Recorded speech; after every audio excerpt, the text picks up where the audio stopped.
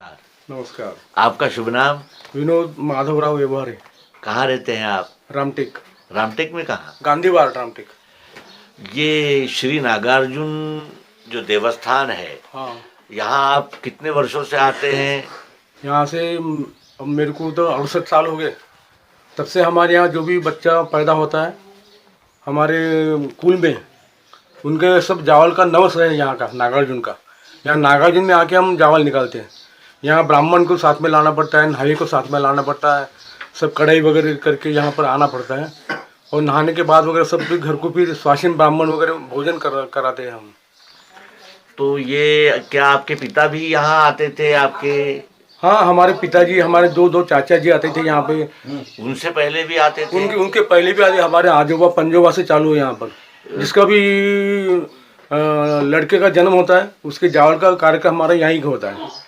और जो ये देवस्थान है तो यहाँ यात्रा भी होती है? हाँ, श्रावण महीने में पूरा महीना भर यात्रा रहती है। यानी ये हिंदुओं का पुरातन मंदिर है, बहुत पुराना मंदिर देवस्थान। है, बहुत पुराना मंदिर है। ये गढ़ पे कितनी पायरियां हैं?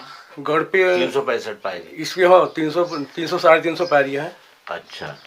और तो इस देवस्थान जो ट्रस्ट है इनका आपके साथ व्यवहार कैसा है भक्तगणों के साथ? अच्छा, बहुत अच्छा। और यहाँ जो ये गढ़ पे जो व्यवस्थाएं की गई है वो कैसे लगती है आपको? उससे यहाँ के नागार्जुन की व्यवस्था अच्छी लगती है। और क्या आप इसमें इस देवस्थान में और क्या सुधारना चाहेंगे? सुधारना तो बहुत कुछ हुई है। जो आदमी को चाहिए सुधारना वो सुधारना हुई है यहाँ पर। ये महंत श्री राजू गिरी जी महाराज यहाँ वहीवाटदार है और इस मंदिर के महंत है। हाँ, सेवक है। हाँ। तो इनके विषय में, इनके समय में यहाँ कुछ अच्छा और कुछ बड़ा और कुछ विशेष लग रहा है आपको? हाँ, बहुत सुधारणा हुई ना। इनके रेजिम में बहुत सुधारणा हुई है। बहुत बहुत धन्यवाद। ओके। राम राम। अखण्डमण्डलाकारं व्याप्तं येन चराचरं तत्पदं दर्शितं येन तस्मै श्रीगुरुवे नमः। अज्ञानान्धस्य लोकस्य ज्ञानाञ्जनशलाकया चक्षुरुन्मीलितं येन तस्मै श्रीगुरुवे नमः। अध्यात्म विश्व विज्ञान यूट्यूब चैनल पर उपस्थित अपने सभी प्रिय मित्र, आचार्य, गुरुजन, हमारे मार्गदर्शक, हमारे टीम के सदस्य और हमारे अत्यंत प्राण प्रिय ऐसे व्यूवर्स, शेयरकर्ता और सब्सक्राइबर्स, अध्यात्म विश्व विज्ञान यूट्यूब चैनल के इस मंच से हम संवाद करते हैं। आध्यात्मिक, आत्मिक, धार्मिक और आस्तिक के युक्त बातों का विचार करते हैं। तर्क और विज्ञान की कसौटी पर कसकर ही मानना चाहिए, इस निश्चय का हम में पूर्ण यानी अनुभव है। और जब तक विज्ञान और ज्ञान ये दोनों का मेल नहीं होता तब तक के हम किसी भी बात का न निर्णय कर सकते हैं, न समझ सकते हैं, न समझा सकते हैं।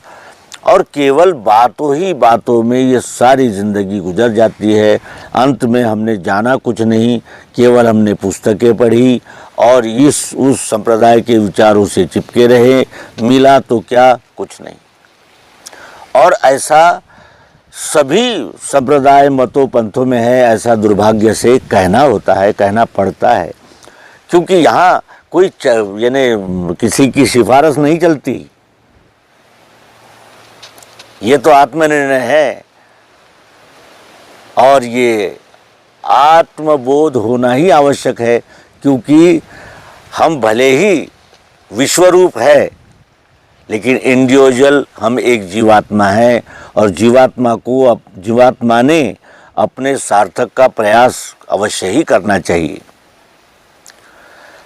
हम कभी किसी से नहीं पूछते कि इस मंदिरों में बजने वाली घंटी का क्या अर्थ है, आरती में दीपक क्यों जलाया जाता है, जब वर्षगांठ होती है तब दीपक क्यों जलाया जाता है, और शंख का क्या उपयोग है और क्यों शंख पूजा में है?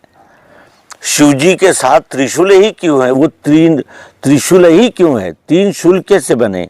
कौन से है वो? हम अपने आप को, अपने आराध्य को तत्वज्ञानी लिखते हैं। नास्तिक पंथ के जो आचार्य हो गए हैं वो भी अपने आप को तत्वज्ञानी ये पदवी लिखते हैं, जबकि उन्हें पता ही नहीं है तत्व है क्या। और वो तो कोई जादुई बात नहीं है, क्योंकि तत्व से ही तो वस्तुएं बनती है। तो वो तत्व क्या है, कौन से है?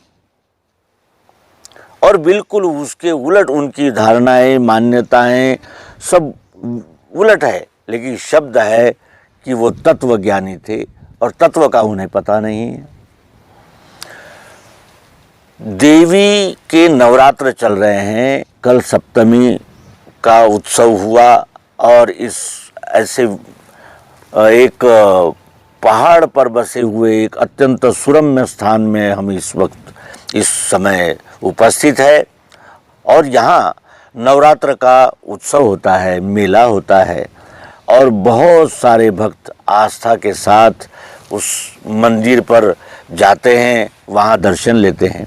इसे श्री नागार्जुन देवस्थान कहा जाता है। ये अत्यंत पुरातन देवस्थान है और इसके महंत 9वीं पीढ़ी के श्री राजूगिरी जी महाराज है, जो यहाँ की व्यवस्था देखते हैं।